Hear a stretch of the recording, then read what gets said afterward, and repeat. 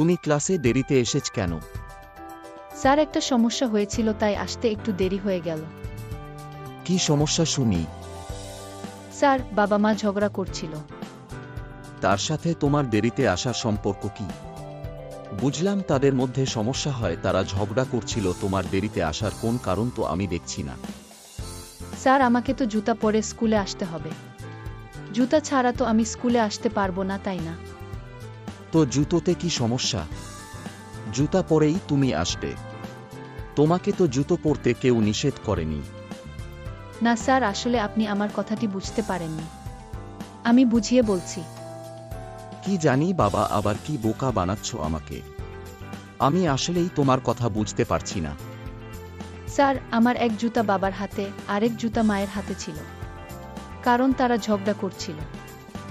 ও আচ্ছা, এতক্ষণে তোমার সমস্যাটা আমি বুঝতে পেরেছি।